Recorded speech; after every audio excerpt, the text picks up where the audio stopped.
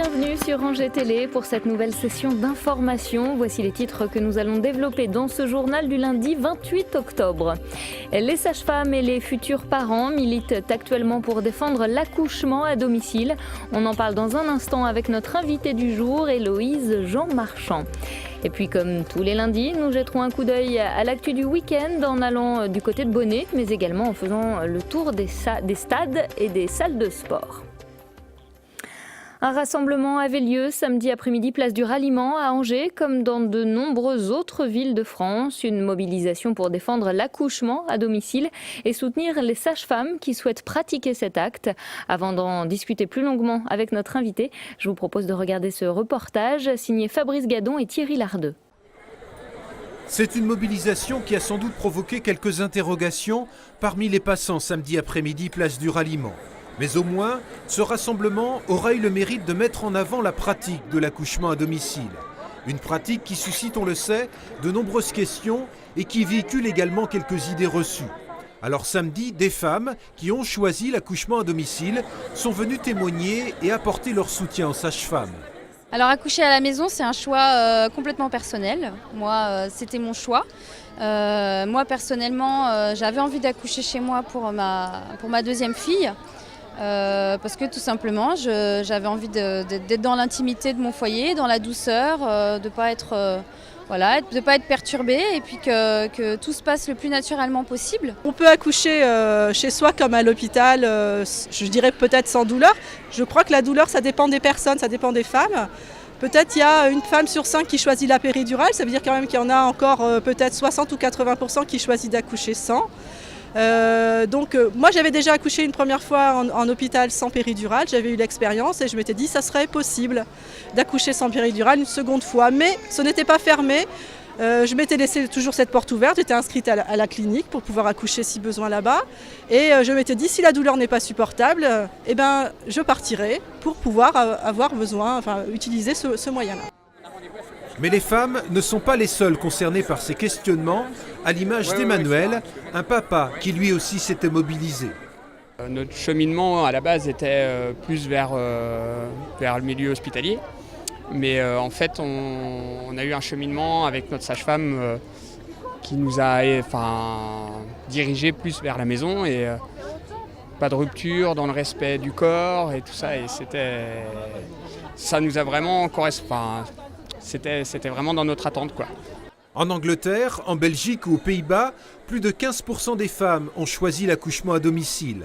En France, on estime que seulement 3000 naissances de ce type sont comptabilisées chaque année. Héloïse, alors vous étiez l'une des organisatrices de cette manifestation. Comment expliquez-vous que l'accouchement à domicile soit si populaire en France ?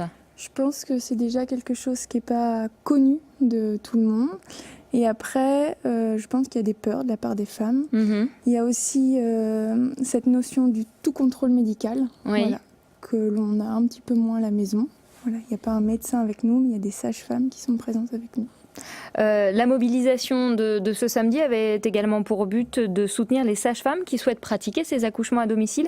À quel problème se heurtent-elles ? Alors, à ce heurte au problème de l'assurance. À l'heure actuelle, l'assurance qui leur est proposée est de 20 000 €, ce qui correspond à leur chiffre d'affaires, donc elles ne peuvent pas s'assurer.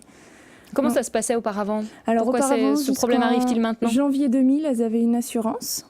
Et à partir du 1er janvier 2000, il y a une clause qui a été retirée de cette assurance sans qu'elles soient prévenues et elles ne sont plus couvertes pour les accouchements à domicile. Donc le gouvernement était bien au courant.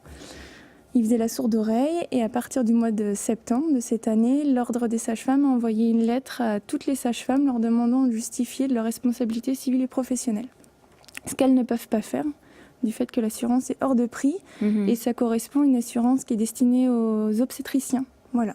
Ça ne couvre pas les mêmes choses. Une sage-femme n'a pas besoin de la même couverture qu'un obstétricien. Une sage-femme va suivre des grossesses physiologiques alors qu'un obstétricien va suivre des grossesses pathologiques. C'est-à-dire où il peut y avoir des risques. Vous-même, vous avez donc accouché à domicile. Quels sont selon vous les bénéfices ? Qu'est-ce qui a été l'élément déclencheur ? Ça a été assez naturel ce choix pour moi. Voilà, j'avais envie d'un respect de la physiologie. Voilà, c'était vraiment ça. Donner naissance à ma fille dans la douceur de notre maison. Et c'était surtout le respect de la physiologie. Voilà.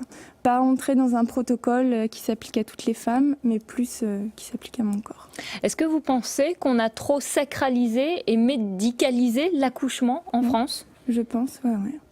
Et je pense aussi c'est quelque part pour se protéger, pour que les médecins se protègent, enfin l'hôpital se protège. Il y a un protocole à respecter et qui s'applique à toutes les femmes. Voilà. Moi, c'est pas le suivi dont j'avais envie, c'est pas le suivi que j'ai envie d'avoir plus tard. Voilà, j'ai envie que les femmes puissent avoir le choix. Voilà, c'est vraiment ça dont on défend, c'est avoir le choix. Soit d'accoucher en maternité, soit d'accoucher à la maison ou en maison de naissance. Voilà, qu'on nous laisse le choix. Est-ce que tous les actes peuvent être pratiqués à la maison ? C'est-à-dire, s'il y a une difficulté, qu'est-ce qui se passe ? Bien sûr que non. C'est vraiment que les grossesses physiologiques qui vont se passer à la maison. On a tout un suivi qui est fait par la sage-femme qui va nous accoucher depuis le début de la grossesse. Il y a un dossier qui se fait aussi en maternité. C'est vraiment un partenariat entre notre sage-femme libérale et la maternité. Mais qui dit accouchement à domicile, dit absence de péridurale alors ? Bien sûr. Voilà. Donc c'est totalement naturel. Totalement naturel. La douleur, l'intensité des sensations se gère différemment. On a une sage-femme qui est vraiment présente tout le long de l'accouchement, pas comme en maternité où les sages-femmes doivent être à l'écoute de plusieurs femmes. Là, elle est vraiment présente avec nous. Oui. Et il y a d'autres méthodes qui sont utilisées. Le papa peut être aussi requis pour aider à gérer toutes ces sensations intenses. Vous avez donc lancé une pétition pour soutenir ce droit à l'accouchement à domicile. Vous nous donnez le site ? C'est change.org. Et aujourd'hui, vous avez à peu près combien de signatures ? Plus de 25 000 signatures. Voilà. Il y a plusieurs députés qui ont été sollicités. Pour faire avancer les choses et que le gouvernement prenne les choses en main et propose une assurance qui soit accessible aux sages-femmes, comme en Belgique par exemple, elle est de l'ordre de 700 €. Très bien. Merci beaucoup Héloïse pour toutes ces explications. Un peu de politique à présent, à quelques mois des municipales, les alliances se construisent entre les différentes formations politiques. À Angers, l'UDI souhaite un rapprochement avec le candidat UMP Christophe Béchu, une alliance qui reste pour l'instant en suspens. Le point de crispation semble être la participation du chef de file local de l'UDI, Laurent Géraud. En cas de désaccord, l'UDI pourrait finalement s'allier avec le MoDem et présenter sa propre liste centriste. Nous vous en parlions déjà la semaine dernière. Un périmètre de sécurité va être mis en place ce mardi de 12h30 à 17h autour du lac bleu d'Avrier. Il s'agit d'assurer la sécurité des riverains alors que des obus allemands vont être sortis de l'eau. Cette opération est la dernière phase de la 9e campagne d'extraction de munitions. Je vous rappelle que sur ce site, près de 4 millions de grenades gisent par 30 mètres de fond. Je vous propose à présent de prendre la direction de Bonnet où les citoyens se mobilisent pour l'implantation d'un commerce. Nous irons ensuite à la ressourcerie des Biscottes qui a été officiellement inaugurée samedi. Et puis nous vous emmènerons à la salle des ventes du Maine qui a pris ce week-end des allures de cave tout à fait exceptionnelles. Images et commentaires signés Thierry Lardeux. On a tout ce qu'il faut on a des autorisations, le permis de construire, etc., etc. L'avis favorable de la CCI, l'avis favorable de la CCVLA. Et il suffit juste d'un petit oui pour que ce commerce puisse enfin voir le jour et satisfaire les Bonnéens qui l'attendent depuis 3 ans. Si les habitants de Bonnet disent oui à l'implantation d'un commerce sur leur commune, ce n'est pas le cas d'une dizaine d'élus qui, eux, disent non, en estimant que le projet est mal ficelé. Ils ont d'ailleurs mis le maire de Bonnet en minorité. Nul ne comprend qu'on en soit arrivé à une situation aussi abracadabrantesque, pour reprendre une expression d'un président que nous avons connu. Une enquête a été faite sur le terrain. À plus de 80%, monsieur, les peuples de Bonnet, de Cornillé-les-Caves, de Louhans-Beaujois, qui sont des communes voisines, ont donné leur accord en disant que ce commerce, nous le voulons. En plus de ça, les financements sont là, les subventions sont là. Et le commerçant, lui aussi, était présent à la manifestation samedi matin pour soutenir un projet qui, pour l'instant, est au point mort. Tout est prêt, c'est ficelé, nous avons le permis de construire. On était prêt à faire feu dès début novembre pour le début des travaux. Aujourd'hui, tout est bloqué. par le fait de 9 personnes. Je souhaite que les gens qui ont voté, qui sont aussi les élus du peuple, reviennent sur leurs décisions et prennent note de ce qui se passe aujourd'hui pour le bien de la population. Le projet de commerce abonné va revenir ce jeudi au cœur des discussions à l'occasion d'un conseil municipal qui s'annonce d'ores et déjà très tendu. On trouve de tout à la ressourcerie Les Biscottes. Ouvert depuis le 7 septembre, le magasin est déjà très couru par des clients à la recherche d'objets pas chers. Je suis venue à l'ouverture et puis là aujourd'hui j'ai vu que c'était bien, agréable, simple, pas cher et puis ça fait travailler du monde. Et voilà, donc aujourd'hui je suis venue apporter des choses et puis voilà, en fouillant on trouve des petits gadgets.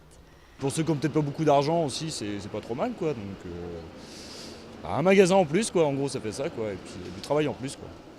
Et du travail, il y en a pour les salariés en insertion chargés de collecter, de trier, puis de valoriser les objets qui prendront ensuite le chemin du magasin. Notre activité, c'est tout un travail de collecte avant de passer les objets dans le magasin, de collecte et de tri.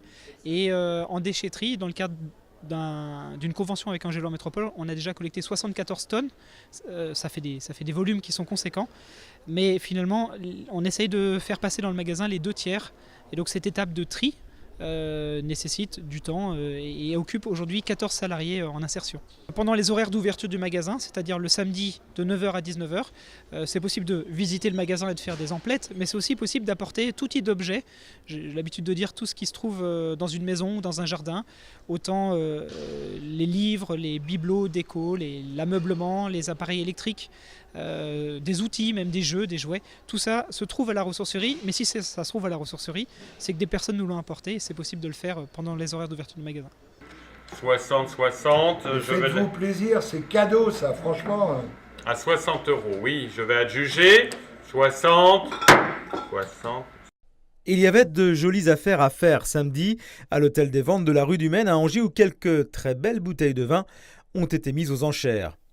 Et puis il y avait aussi de l'exceptionnel avec une verticale de Mouton Rothschild, des crus de 1967 à 2008 qui ont été vendus 17 200 €.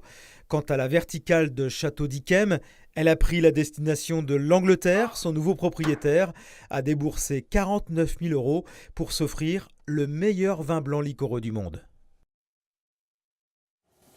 On fait le point enfin sur les rencontres qui se sont déroulées ce week-end. En hockey sur glace, les Ducs se sont imposés dimanche face à l'Étoile Noire de Strasbourg, 5-3. Une victoire dans le cadre du quart de finale aller de la Coupe de la Ligue.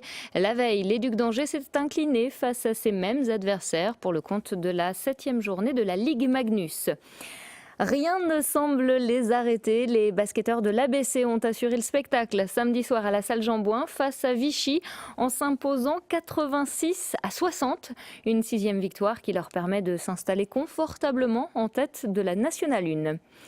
Les filles de l'UFAB, elles, n'ont toujours pas renoué avec la victoire. Samedi soir, en déplacement à Villeneuve-d'Ascq, les basketteuses angevines se sont inclinées 78-71. Une 5e défaite pour les filles de David Girandière, qui sont désormais dernières de la Ligue féminine. Vendredi dernier, les handballeurs d'Angers-Noyant ont perdu face à Mulhouse, 33-38. Une 6e défaite en 7 matchs qui place l'équipe à la 13e et dernière place de D2. En football, le combat des chefs a bel et bien bouleversé le classement général. En déplacement à Metz, vendredi soir, les hommes de Stéphane Moulin se sont inclinés 1-0 au stade Saint-Symphorien. Une défaite lourde de conséquences puisque Metz prend la tête de la Ligue 2, repoussant Angesco à la 3e place du podium. Enfin en tennis, le premier tour de la Coupe Davis ne se jouera finalement pas à l'Arena Loire. Ce sont nos voisins vendéens qui ont hérité de l'événement. Du côté de Trélazé maintenant, on lorgnerait sur les mondiaux de volley-ball. Voilà, c'est la fin de ce journal. Merci de l'avoir suivi. On se retrouve mardi soir pour faire un nouveau point sur l'actualité. Et puis, n'oubliez pas, vous pouvez aussi revoir nos reportages et nos émissions sur notre site internet www.angers-télé.fr. Très bonne fin de journée sur Angers Télé.